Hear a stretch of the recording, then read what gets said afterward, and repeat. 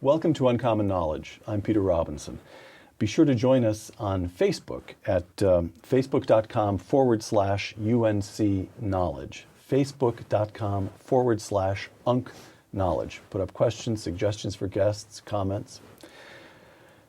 Dr. David Berlinski is the author of many books, including most recently 1, 2, 3, Absolutely Elementary Mathematics.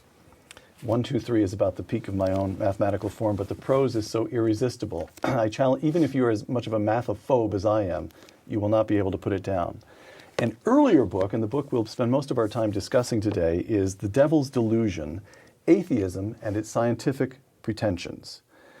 We should establish your professional background is, you're a polymath, but it's mathematics. You're a mathematician. If you have to be one thing, we'd call you a mathematician. Isn't that right? Certainly, if you feel free to call me a mathematician, but I would so much prefer being called a writer, because that's what I do with most of my time. All right. As it happens, I write a lot about mathematics. All right. Okay. I'm happy to do that. I can confirm that you're a writer. I couldn't possibly produce a testimony that you're a mathematician. We're better off that way. Right. Better off. Fine. Segment 1, Scientific Pretensions. From The Devil's Delusion, quote, "A great many men and women have a dull, hurt, angry sense of being oppressed by the sciences. They're frustrated by endless scientific boasting. They suspect that the scientific community holds them in contempt. They are right to feel this way." Close quote. Explain that. It seems to me that anyone living in the United States, or even in Europe, I mean, this isn't purely an American phenomenon, has this feeling that they're a group of experts, a band of happy experts. And as experts will do, they derive enormous pleasure from telling the rest of us how to think, what doctrines to uphold, what positions to defend.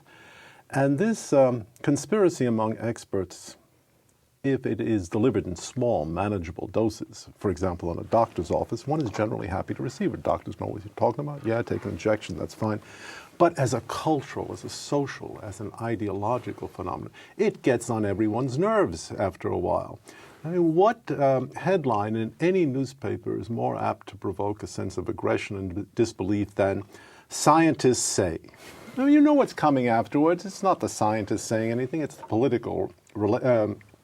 political relations department of the scientific community, their publicity apparatus. They're telling the scientists what the scientists think they should say to the public.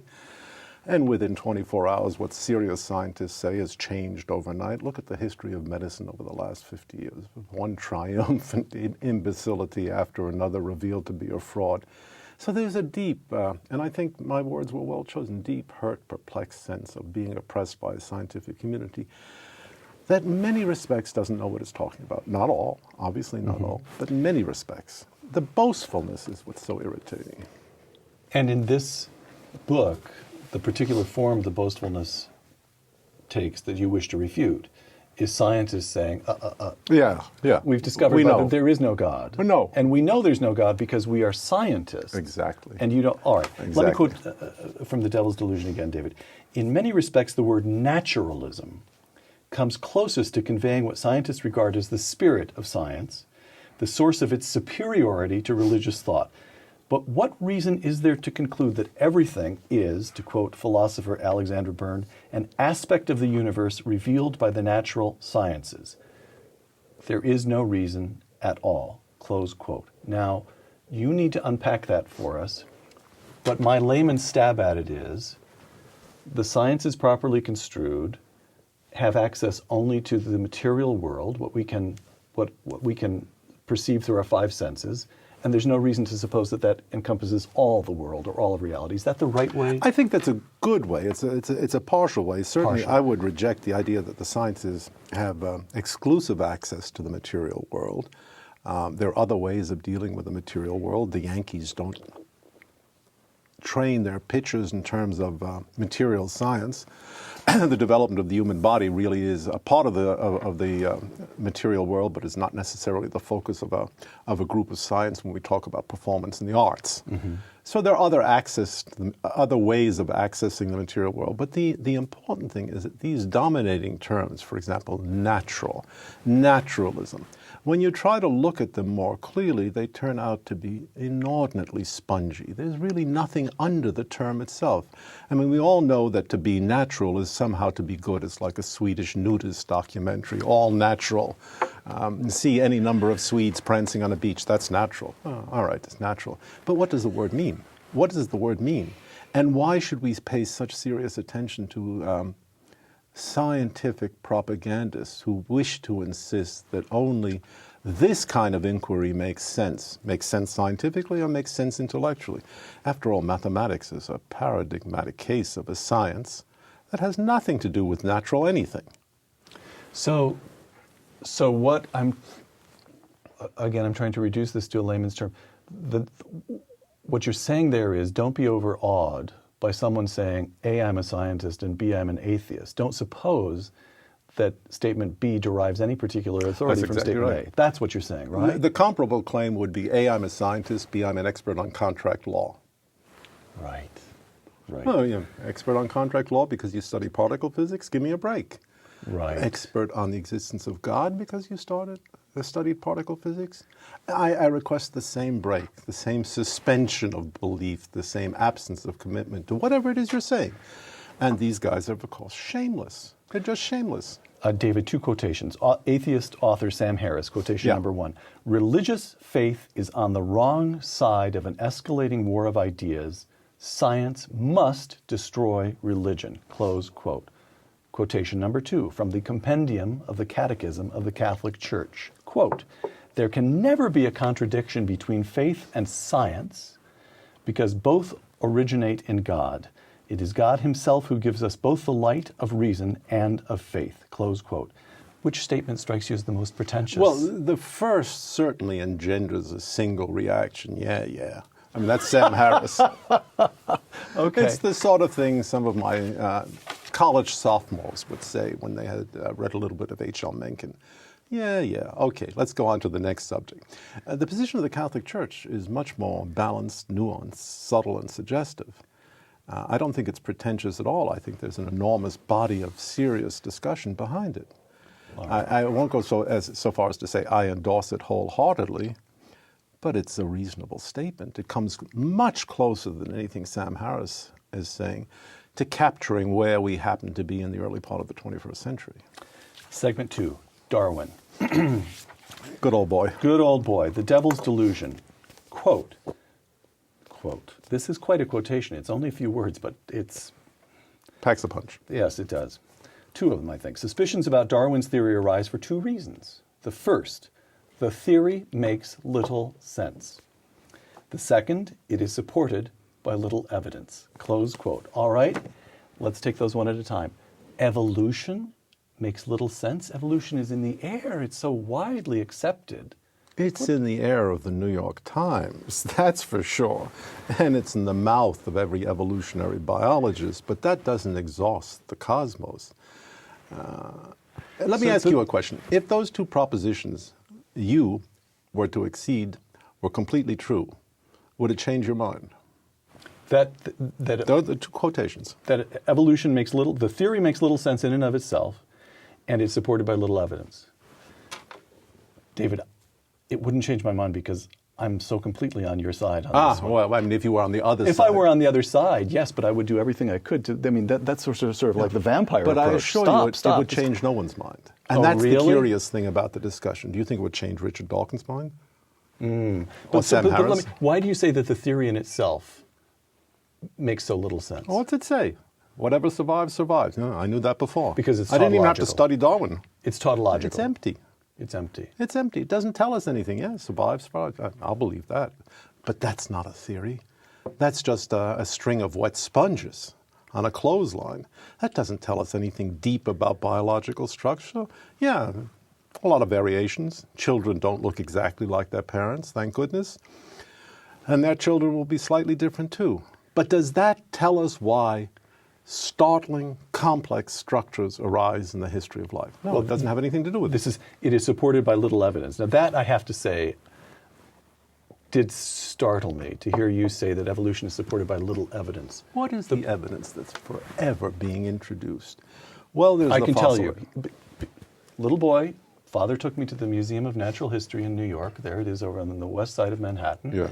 And all the plaques said then what they say now, which is this dinosaur came at such and is it such and such a period. And there are charts on the wall saying somehow or other how we got from those dinosaurs to creatures that are alive today. That's the Not evidence. bad. And there are arrows connecting the creatures. Indeed, there are. Where were the arrows discovered? That the museum won't tell you. There is such a load of inferential adjustment made in even the most plausible evolutionary sequence. I mean, take reptile to mammal. That's a beautiful evolutionary sequence. It looks like one organism is being slaughtered right after the other, and tremendously interesting changes where bones in the jaw migrate to become the 3 bones in the ear, the structure of the mouth changes completely. That's the best. Or the whale sequence. Some sort of terrestrial animal becomes a whale over roughly 9 million years. But that doesn't amount to an elaboration of anything more than the discovery of fossils that could be slotted in an evolutionary way. Could be. But what we lack is the analytic refinement to tell us whether they are or have been slotted in this way. It is simply an exercise in conditional plausibility. Yeah, it could have happened that way. No one on my side of the table is saying, no, it's impossible that it happened that way. What we're saying is that the evidence is remarkably, remarkably constrained, meager, insufficient, inadequate, and lacking all forms of analytic sufficiency. Well, so I'm on your side, but your strength. But Overwhelming. I feel the impulse to be on your side. I hadn't thought it through at anything like this. So how is it that evolution, that Darwin comes along, and within what seems like 27 seconds, he's carried the field? That is to say, intellectually, in the academy. He's just carried the field. By the turn of the 20th century, Darwin is the dominant way of looking at the evolution of the development of species. How did that happen? I mean, I can see that it's taxonomically useful, that it gives you a way of putting fossil bones in order. Now you have a filing cabinet. You understand what could lead to another. But surely there's more. How did it happen that Marxism swept its field, swept it so thoroughly and completely that 100 million people had to die before someone realized, that's not such a swell theory at all. That theory may have certain problems. Now, the same gravamen doesn't stand against Darwin's theory, but let's face it, academics throughout the Western world form a native conspiracy class. And they are very akin to a criminal class. They'll believe anything. And once they believe something, the conspiracy is held tenaciously. For what were very good reasons, Darwinian theory was accepted in the academic world way before it entered public relations world, the world of the media, world of newspapers or television. And it was accepted because it was a form of power. It was an advantageous acquisition to be able to say, well, you guys out there in the Bible Belt don't understand a thing, but we understand life.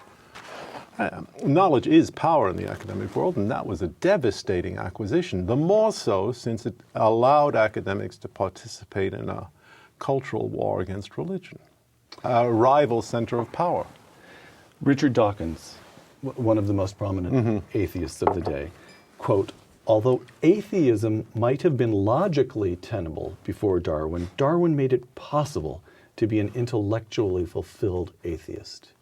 What do you make of that? Well, it depends what they're filled with, doesn't it? No, put the most charitable. What is he getting at? People respond to Dawkins. The books sell. That quotation, you just type in Richard Dawkins plus, and this quotation comes up 10,000 times on Google. Why do people respond to this? Darwinism provides a mythological framework for a scientific theory. It provides an account of human origins. It provides an account of biological origins. It provides an account of change. And that account at every point is the substitute for a biblical account. That is, the accounts that we had all been led to believe, say, before 1859 were essentially biblical. They began, in the beginning, God created the heavens and the earth. Mm-hmm. To be an atheist before Darwin, Richard Dawkins is arguing, would be to leave unexplained the very point that the Bible or the Christian Jewish tradition does explain, the origins of life. In terms of that tradition, the origins of life occur because God breathed. upon inert, inactive matter and created life. For the first time, Darwin seemed to provide a framework in which that wasn't necessary. Or more precisely, it wasn't necessary in as far as an alternative miracle was available. That is, the miracles currently being promoted for the origins of life. It is a creation myth without a creator. That's right. All right. Segment 3, Big Bang. The devil's delusion again. Scientists, the Big Bang and the Anthropic Principle, by the way, we'll cover both if we may. Sure. The devil's delusion. Scientists, the physicist Paul Davies has observed, are slowly waking up to an inconvenient truth. The universe looks suspiciously like a fix. The issue concerns the very laws of nature themselves, close quote. Explain that, if you would. Well, Paul Davies is one of a number of physicists, certainly not the only one. Fred Hoyle, who was a very serious 20th century astrophysicist, came to the same conclusion. He said the universe looks like it's been monkeyed with by a superintellect. Things are so precisely coordinated. Numerical values for certain parameters are so finely adjusted, and if they were perturbed in any way, things would collapse or the universe would become chaotic or living systems couldn't arise, that we cannot conclude that this was all the result of any kind of accidental process. It's inherent in the design. But when we look at the laws of nature, nothing in the laws of nature suggests it must be this way. The design is inherent in the numerical parameters and certain properties we see in the universe, but we have no good account for this. The laws of nature are silent. They are what they are. They can work with any within any numerical valuation or range. So all of these guys, and there's Fred Hoyle, there's Paul Davies, Stephen Hawking once was talking about this. Any thoughtful physicist will say, why is the universe the way it is? Why is the universe the way it is? Precisely the way it is. When what we might expect rationally is a generic universe. Generic is a term of mathematics meaning what you would ordinarily expect, the most likely kind of case. And we're very far from genericity in the universe. We're a highly unlikely kind of structure we inhabit. And the question is, why is that? Now, one answer to Fred Hoyle is that the universe looks as if it were monkeyed with by a superintellect is, it was monkeyed with by a superintellect. Things were set up just so. Another answer is, we really don't know. It's one of the enigmas of modern science. A third answer is, there are many, many, many thousands, millions of other universes, and what is unlikely in this one may be likely when we consider all of them. So how much, I'm trying to, the Anthropic Principle, your suggestion is that it's reasonable to suppose that it was set up. That is to say, the laws of the universe are consistent with the notion of the Judeo-Christian idea of a creator who set it up. I think John Paul II said that man is the only creature that God willed for his own sake. So that if the belief is that this is all set up to produce human beings, that's consistent with what we see in the Anthropic. Completely. Okay. But you're saying only that it's consistent. You're not taking it a step further to argue that it is evidence or even suggestive that there may be a creator, because after all, again, the crude layman's attempt to grasp the argument here, you spin the roulette wheel and the ball falls on number 7, and you could spend the rest of your life saying, with all those possible slots, why did it fall on number 7? Why should that have been? Well, it was because it was. It was an accident, right? So you can't really get very far. You can't construct much of a proof of the existence of a creator. You can't. No, you can't. But you can construct an argument, something short of a proof. All right. I agree. If the ball drops in the slot mark number 7 just once, you can say, well, and you get a big payoff.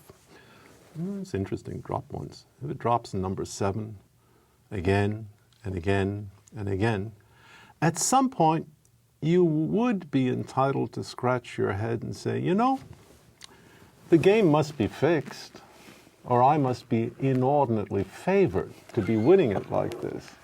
But I'm not going to say, I'm lucky. That doesn't seem to me a perfectly appropriate answer. At some point, luck runs out, as we all know. Right. All right. Now we move to the Big Bang. Again, I quote the Devil's Delusion. The best data we have concerning the Big Bang, the Nobel laureate Arno Penzias remarked, are exactly what I would have predicted had I nothing to go on but the 5 books of Moses, the Psalms, the Bible as a whole. Close quote. That's a wonderful, wonderful quotation. Now, this is one of the 2 people who discovered the microwave background radiation, for which he got a Nobel Prize. This is a serious guy. Yeah, he's a serious guy, and he didn't know what he was discovering. He was very lucky. He struck pure gold. He thought he was examining pigeon droppings on his antenna, and he finally found out, no, it was a signal from the microwave background radiation. But he, like many other physicists, initially confronting the facts of the Big Bang. Which you'd better summarize for us. The Big Bang means that apparently the universe exploded into inexistence from nothingness around 14 or 15 billion years ago. It's an occurrence for which we have no causal explanation. There are plenty of theories about it. There are plenty of attempts to go back behind the Big Bang and see what was going on behind it. But right now, one of the obdurate facts, one of the irremovable facts of cosmology is that 14 to 15 billion years ago, there was a universe, small, tensely hot, tensely compact, tensely curved, and before that there was nothing. Not even space and time before that. And the point is that fiat lux, yes, let there be light, is as consistent with the data as any other explanation. It is precisely consistent with the data. It is a prediction, although not a quantitative prediction, that astonished the community of physicists in the 1960s, astonished Einstein in the 1920s when he realized the field equations of general relativity predicted an expanding universe. And Einstein understood right away if it's expanding, it's got to be expanding from something. And he rejected it. He didn't like the idea. He wanted a steady state universe lasting from all eternity, from one eternity to another eternity.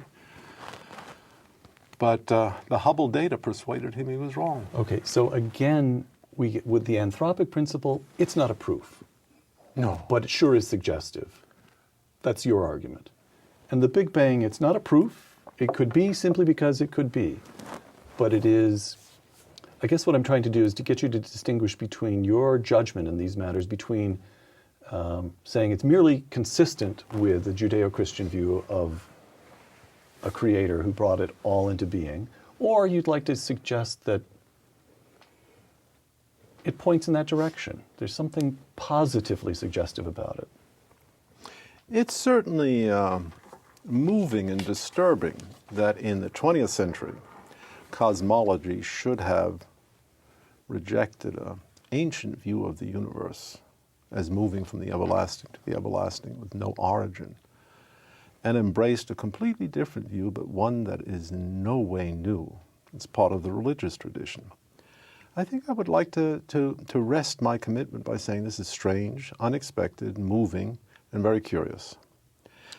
Certainly, someone who objects as indignantly as I do to claims of having discovered a proof made by the likes of Dawkins or Sam Harris or the other scientists arguing in this realm with respect to the existence of God. I'm not about to say I've discovered a proof to the contrary. The language of proofs is appropriate to mathematics, not to a discussion like this. What is appropriate to a discussion like this is philosophical argumentation. And we cannot close the day by saying one side is definitively in possession of an argument so fine, so fecund, so powerful that it ends all discussion. They won't end. The discussions won't end. But a bit of balance would be welcome. Segment 4, where do atheists get their morality? On this program, in 2007, an exchange. Peter Robinson saying to the guest, quoting myself here, if Christopher Hitchens does not believe in God, then where does he get his sense of right and wrong? To which Christopher replied, I think it's degrading to state that absent a celestial dictatorship, we wouldn't know right from wrong. I think our knowledge of right and wrong is innate in us. We know we can't get along if we permit perjury, theft, murder, rape. All societies, at all times, have forbidden such behavior. How does David Berlinski respond? I'm not sure. I mean, I've heard Christopher Hitchens say the same thing. I'm not sure that so far as these particular asseverations go, there is any real point of dispute. I mean, I think it's true that we know right from wrong. At least most people do most of the time. That's hardly the question, is it? Knowledge of right and wrong doesn't take us very far. Why should we be right when we could as easily be wrong? Well, what do you make of this, that Christopher's answer there redefines the common understanding of right and wrong? What he's really saying is useful and not useful, socially useful and not socially useful. Look at the history of the 20th century and try to account for the history of the 20th century in terms of agreeable usefulness. It is an intellectual category of splendid irrelevance. Splendid irrelevance. I mean, Nazi executioners swabbing out the death cells from their loads of blood, or communist czars sending people, communist tyrants sending people to Siberia, to the Arctic death camps. They had no use for usefulness. They had nothing constraining their behavior in terms of the traditional apparatus of a celestial dictatorship. I think that word is fine, although there is some opprobrium attached to it. But that's exactly what human beings have always said. We need someone cracking the whip over us. Right. So I take your discussion of morality and the 20th century and the devil's delusion to be another form of the argument that you make with the Anthropic Principle and the Big Bang. Mm-hmm. That is to say, religious people would say there is an objective right and wrong, there is a law of God. And if you don't obey it, terrible consequences will follow. And you make the point that terrible consequences did follow. Yes. Right. So again, that's not a proof for the existence of God, but it sure is suggestive. That's what you're saying. We could put it in the fashion of Christopher Hitchens. It's not a proof for the existence of God. It's certainly a suggestion about his usefulness. Okay. So all the laws of heaven and earth, Dr. Johnson remarked, are unable to prevent man from his crimes. Surely relaxing the laws of heaven and earth shall not dispose man to better behavior. That seems to me self-evident. All right. Now, David, it's impossible to discuss the horrors of the 20th century without mentioning the Holocaust. And you have a very moving dedication here in The Devil's Delusion to your mother's father, your grandfather. You write the dedication in German, and it concludes in Auschwitz verschollen, missing in Auschwitz. But much more to the point, disappeared. Disappeared. In Auschwitz. Disappeared in Auschwitz, better translation. So how do you handle the datum of the Holocaust? In some ways, it's an utterly elementary question. You may find it as a question uninteresting, but it's not easy to answer. If there were a God, how could such a thing happen? It's a terribly difficult question. But look, if we take the period from 1939 to 1945, look at 1945. The Jewish people yet live. Hitler's target. The Third Reich, that lies smashed to smithereens under the tank treads of Russian tanks, or blown to bits by American and British airplanes. And everyone who survived the Third Reich must survive, drowned in mourning or consumed with grief. That doesn't strike me as a whole lot less than a biblical adjudication of those war years. Not pleasant, but no one reading the Old Testament comes away convinced that the God of wrath is essentially a Rotarian. He is a God of wrath. If he chose to kill 9 million people to make a point and then destroy their persecutors, remember Lincoln's second inaugural address, the conclusion he reaches. We must still say, as was said long ago, righteous and just are the decisions of the Lord. He was talking about a terrible war too.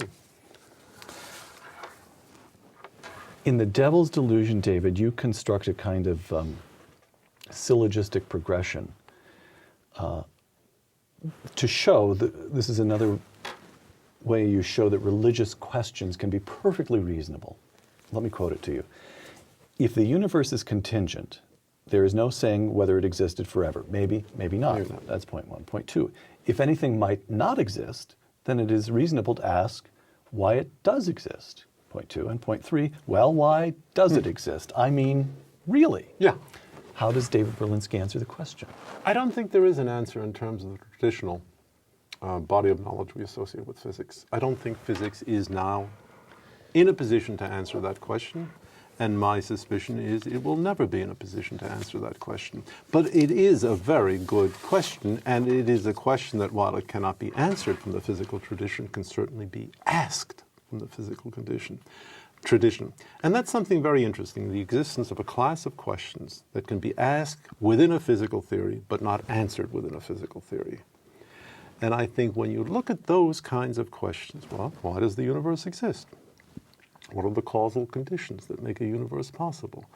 What are the necessary and sufficient conditions for bringing our universe into existence?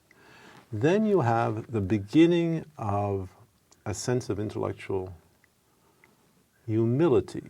You're pretty sure that Richard Dawkins and Sam Harris and even my friend Christopher Hitchens can't answer those questions. Yeah. All right. Segment 5, our final segment, alas, taking science on faith. In The Devil's Delusion, you write, and I quote, "Western science is saturated by faith." What do you mean? You run an experiment.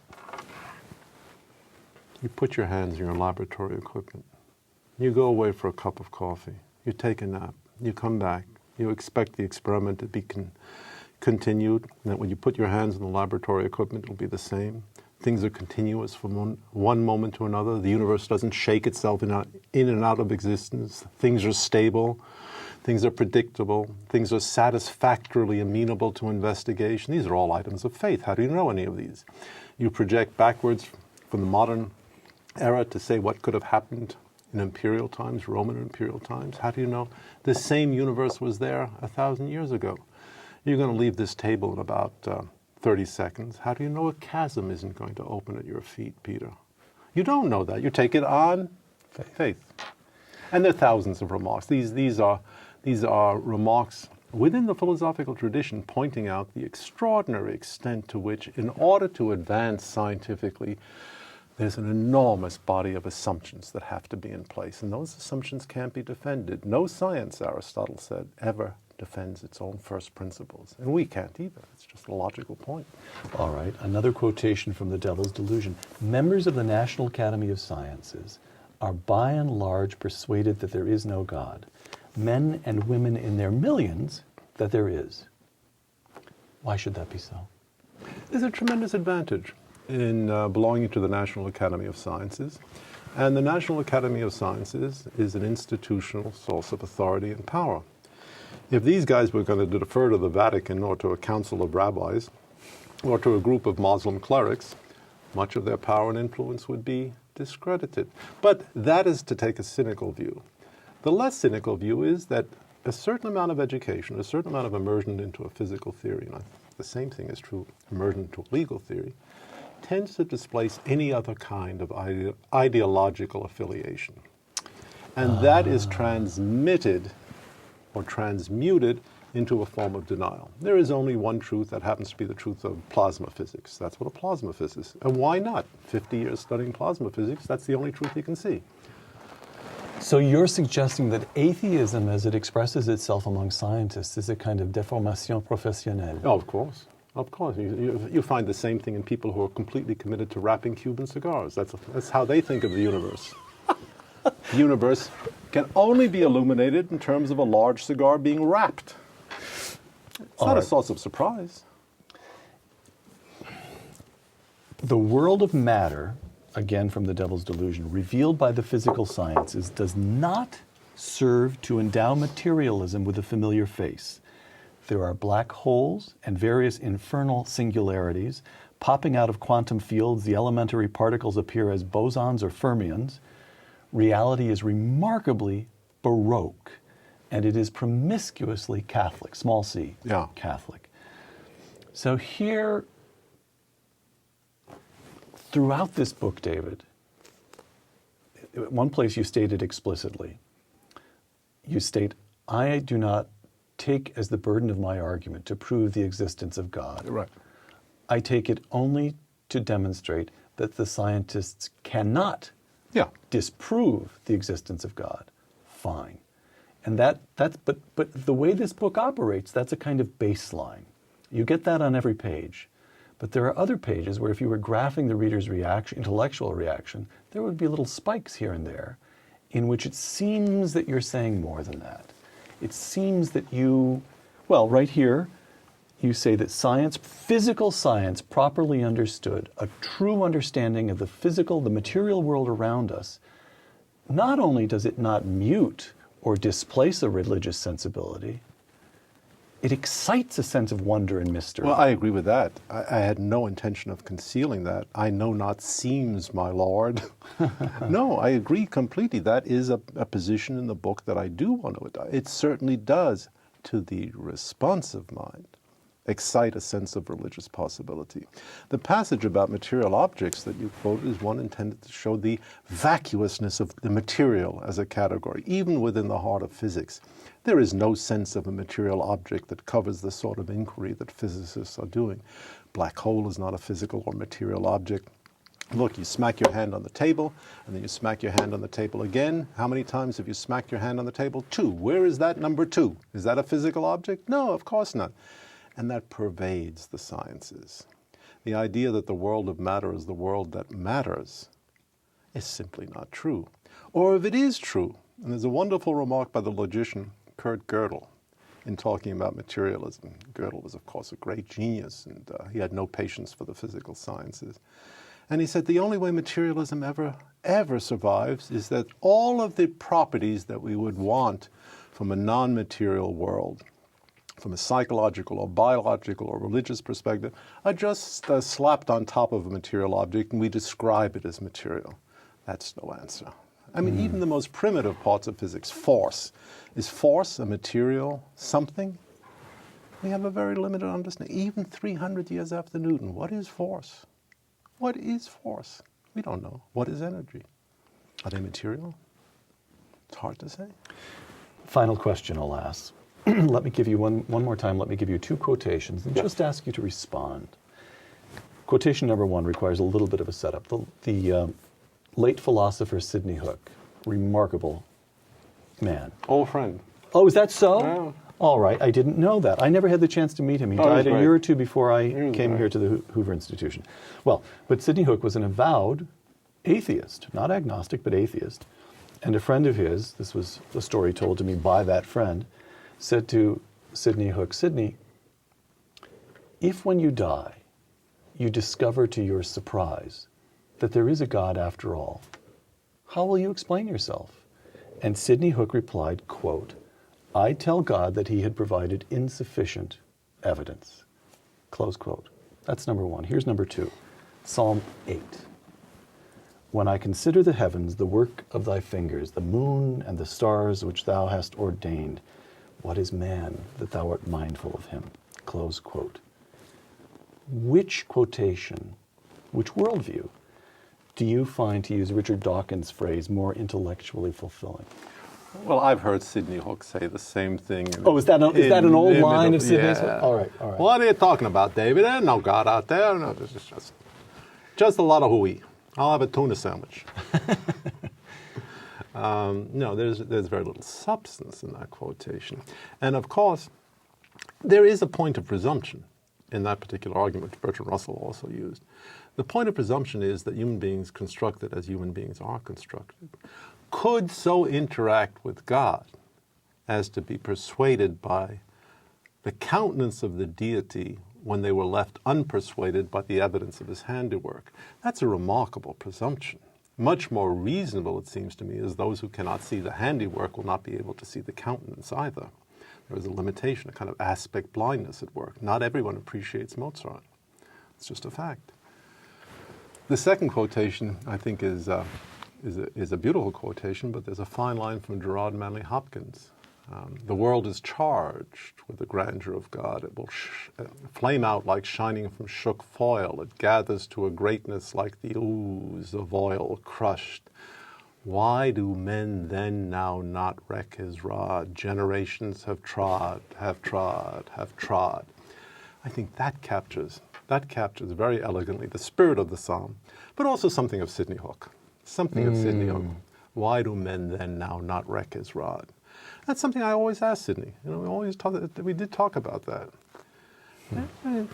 He thought it was a New York imperative to be very tough all the time. But what he thought in his heart of hearts, that he kept to himself.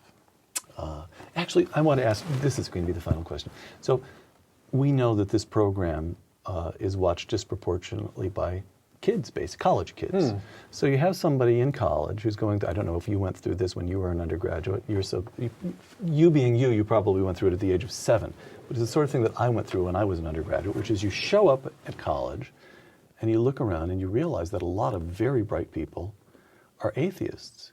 And since most people, just numerically speaking, come from these millions and millions who do believe, to assume the existence of a God, there can be a really quite disorienting moment. And given the various proclivities, the time, the course interests of the student may wish to investigate this in as rigorous a way as an 18 or 19-year-old can. What advice would you give to such a student? To investigate the question? Yeah. I would suggest to any student entering college now, 2011, do what I'm sure he hasn't done. Go read the Old Testament. That should be your first challenge. I always ask my students, have you read the Bible? Oh, yeah, I've read the Bible, sure. But when I interrogate the students, it turns out reading the Bible means they have a Bible on their bookshelf. I said, if you opened it, yeah, we've opened it, but opening it doesn't mean reading it. The Old Testament is the greatest repository of human knowledge and wisdom in the history of civilization, any culture, any time, any place. And that really should be the first point of discussion, because every attitude current today in the discussion, from Richard Dawkins to me, to Christopher Hitchens, to lonely pastors in the Bible Belt on Sunday morning ranting from a particular text, is discussed in the Bible. And there's a character in the Bible who expresses that point of view, and there's sympathy expressed for that point of view, and there are reservations expressed by the sympathy. And it's an enormously complex, rich, dramatic piece of work. That's the first. All right. David Berlinski, author of The Devil's Delusion, Atheism and Its Scientific Pretensions. Thank you very much. Oh, my pleasure. Thank you for having me. I'm Peter Robinson for Uncommon Knowledge. Thanks for joining us.